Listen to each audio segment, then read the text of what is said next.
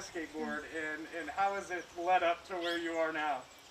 Well, I first got on a skateboard, oh my gosh. Well, when I was about 6 years old, there was this one little prehistoric moment that I'll always remember, that I always reiterate. So my dad was telling me he was going to go skateboard in a pool, and I said, okay, I'm like, you're gonna go skateboard in a pool, because to me pools are supposed to be filled with water. And he kind of grabbed me by the hand. He's like, we should just go. We should go. I'm like, of course I'm going. Like, you're saying you're gonna go skateboard in a pool.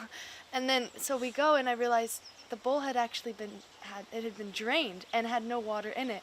It was just a regular bowl, but with no water. So it seemed like a pool, but it was for skateboarding. So we started kind of swerving out, swerving around in the bowl, kind of like treating it like a fish bowl all around. And I realized that I had this like instant infatuation with skateboarding, because I realized that passion will develop after the infatuation. But I realized like this is kind of steering away from everything else that I've done in my whole life. There wasn't there wasn't these like there wasn't this one aim or obligation that I had to fulfill. It was kind of like a whatever destiny that you would like to go to, and I knew right then, like, this is the curiosity, this is the infatuation. I'm gonna be taken by the reins. I'm gonna go for it. And then I knew from there, when I was about 12 years old, that I really, really had this buildup of passion that kind of was elapsed over me. I was like, this is really just outside the range of an obligation or some sort of thing that has to be objectified. And I knew right then, like skateboarding, I'm not letting this go, because every day I feel like I meet a new part of myself.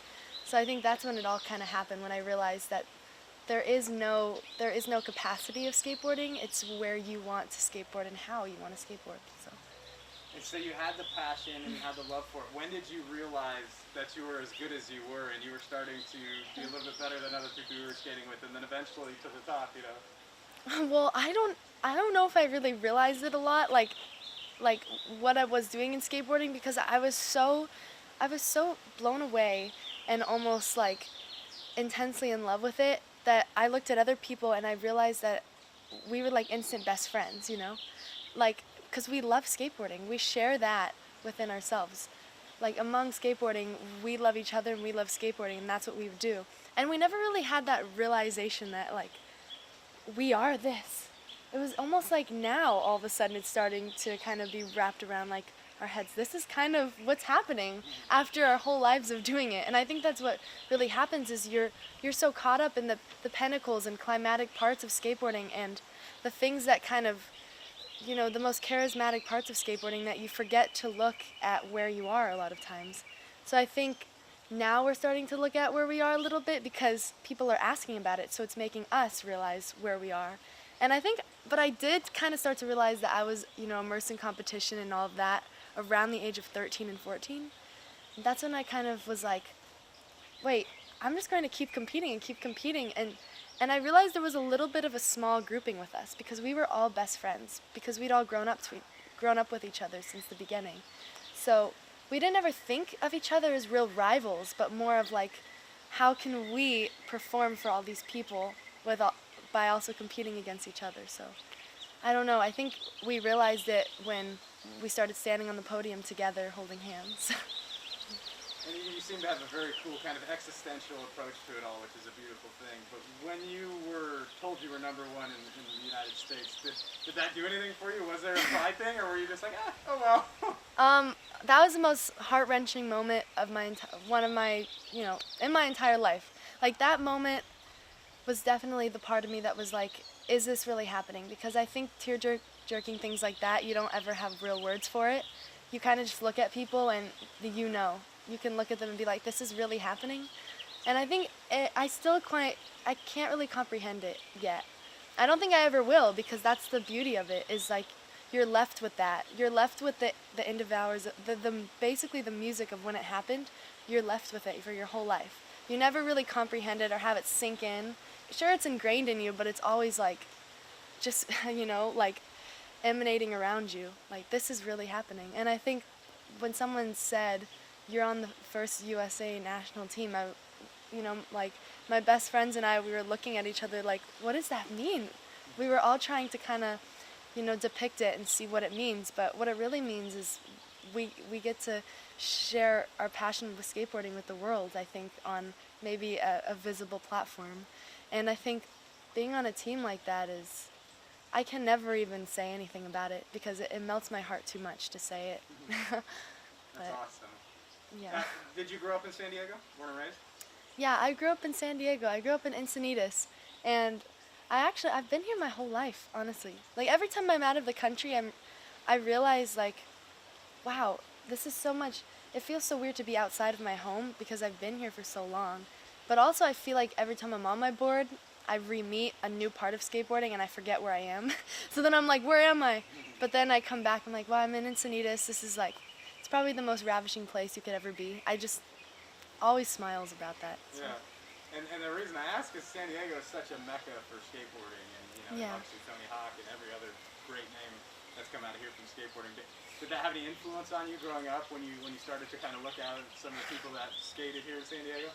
Yeah, I mean, living in Encinitas has impacted me in ways that are probably the most like unexpected ways, because you'll be walking around skateboarding, you'll run into these people that have painted skateboarding in the most like, wow, the joyous canvases ever. Like, for example, like Steve Caballero or Mike McGill, Andy McDonald, even Tony Hawk, they all live like within such a short route of each other.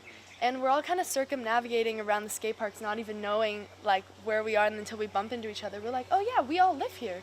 And then we realize that's what makes the friendship such a knit bond of skateboarding, because we're all so fabricated together that at times we kind of forget about hours. Days can go by, we won't even know we're still skateboarding. We're like, wow, like it's basically the sweet spot of anything that you could ever think of. Especially when people you've idolized are accidentally bumping into you in supermarkets. It's like, oh, okay. And then you have to think back at it, like reminisce about it every single night to come. Like, that really happened. Maybe we should all skateboard together. And then that's the real friendship kind of takes its course. How much of skateboarding is an artwork to you? I love that question. I'd say every part of skateboarding is an artwork to me. Even the most athletic parts of skateboarding are an art to me. Because I feel like a liberal art it's the thing that curates the most happiness in every single person. Because when you have an art form, you have walls, you have cement, you have asphalt, you have everywhere to walk. There's no boundary, there's no restriction to kind of subside you away from who you are. And with skateboarding, all I can say is it's such an art form because every day I'm able to encounter new bits and pieces of myself I never knew I had. And when skateboarding can do that to me, I know it's an art, because it's an art that transcends into me, and then from there I can transcend to other arts. And it's a never-ending swirl of these lovey-dovey moments with skateboarding. And it's like, that's what's so artistic about it, because you can never stop talking about it or rambling about it. It's beautiful art. So, Very well said. If we look forward to July in the Olympics and this meteoric rise that you've continued to be on, have you kind of let yourself think about what that may be like and what it would be like to represent your country doing something you love? Like as days have went on, I have no choice but to think about it even more and more. And I think the pictures they're kind of enthralled in me. Like there's days where I'll have to like rethink about it, but I always have this same little segment kind of implanted in my head about what the Olympics could be.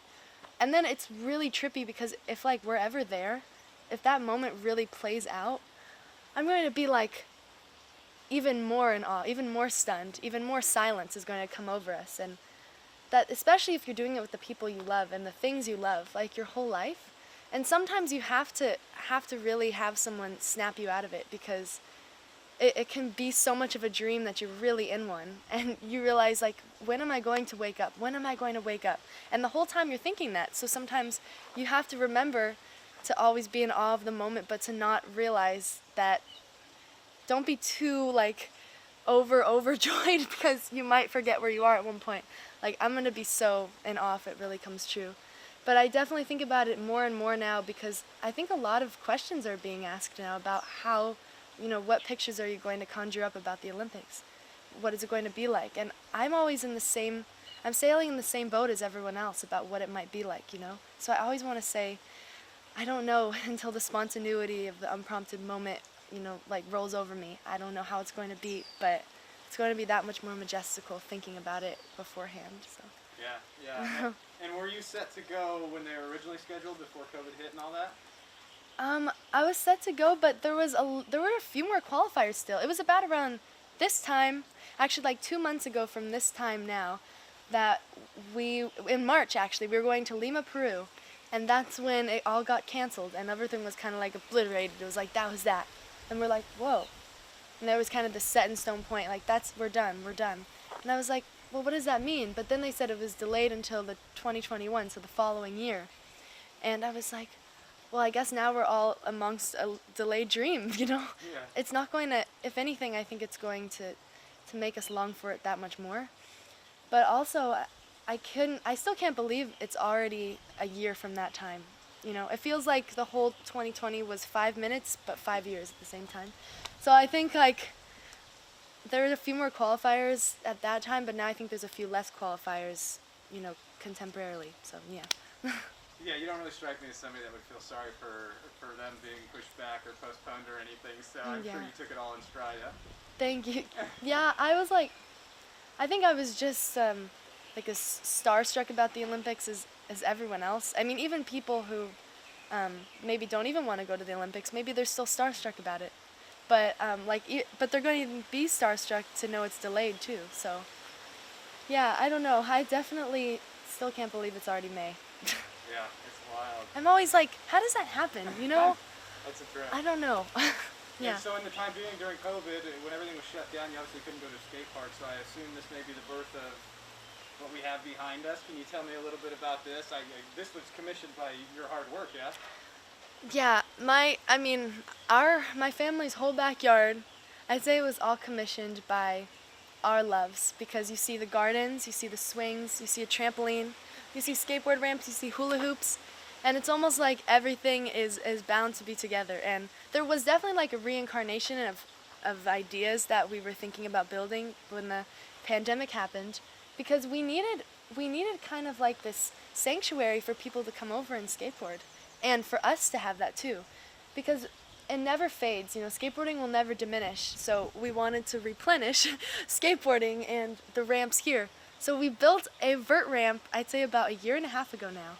And it's already been here for 1.5 years. And when the pandemic and quarantine happened, so many people were flooding into the gates of our house, just skateboarding. And I've never made so many, little linkages between people before. I think I've never made so many friends, basically.